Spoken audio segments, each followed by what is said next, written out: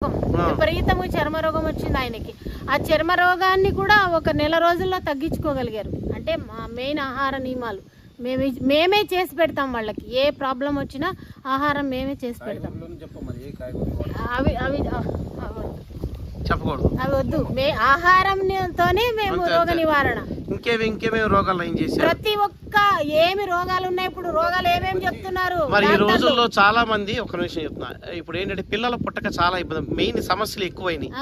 చాలా మందికి వీర్య కణాలు తక్కువ ఉండటం గానీ, లేదంటే వీర్య వృద్ధి లేకపోవటం గానీ, లేదా వస్తున్న వీర్యంలో దోషం ఉండటం గానీ, ఆడవాళ్ళకి మరి పీసీఓడి ప్రాబ్లమ్స్ అంటే కడుపులో నీటి బుడగలు నీటి సంచులు ఉండటం కానీ జరుగుతుంది. మరి దీనికి ఏమైనా ట్రీట్మెంట్ చేశారా? చేసాము. చెప్పండి, రెండు చెప్పండి ఉదాహరణలు. ఒక ఆమెకు ఇట్లానే గర్భసంచికి పుండయింది. పుండయినప్పుడు ఆమె ఒక మినిమం మా దగ్గర మేము 16 రోజులు కోర్స్ ఉంటుంది. ఇది 16 రోజులు కోర్స్ అయినాక మళ్ళీ ఇంటికి వెళ్ళాక కూడా ఎలా చేసుకుని తినాలి ఏమని కూడా మెయిన్ చెప్తాం మేము. అలా కంటిన్యూ అయితే ఏ ప్రాబ్లం ఉండదు, తగ్గిపోతుంది. ఆవిడ గురించి చెప్పండి ఫస్ట్. నాకు ఆవిడకి ఎన్ని రోజులు నయమైంది? ఆవిడకి 2 నెలల్లో నయమైంది. 2 నెలల్లో గర్భసంచికి పుండైన వాళ్ళకి. ఇంకోటి పిల్లలు పుట్టన వాళ్ళకి డాక్టర్ కూడా పిల్లలు పుట్టనన్న వాళ్ళకి మేము తీసుకుని ఒక 20 రోజులు మా దగ్గర పెట్టుకుని అంత పత్యం చేపించి అయినాక ఆమెకు 2 నెలలకు మళ్ళీ గర్భం వచ్చింది. ఇట్లా చాలా మందికి.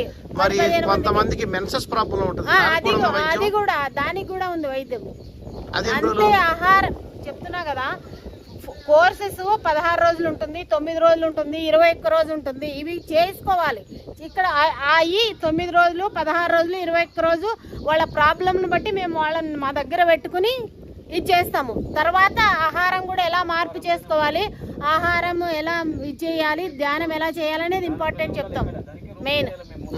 తర్వాత ఈ రోజుల్లో తినేటువంటి ఫాస్ట్ ఫుడ్స్ కి దానికి ట్రైగ్లిజరైడ్స్ అంటే బ్యాడ్ కొలెస్ట్రాల్ ఒకటి ఎక్కువైపోతుంది అందరికి. దీనివల్ల హార్ట్ బ్లాకేజెస్ రావటం కానీ, తర్వాత దీనివల్ల అంటే గుండెకి రక్త సరిగ్గా పంపిణీ ప్రసరణ జరగక యాంజియోగ్రాములు చేయించుకుంటున్నాం. ఇదంతా ఎక్కువైపోయింది, బాగా ఎక్కువైంది.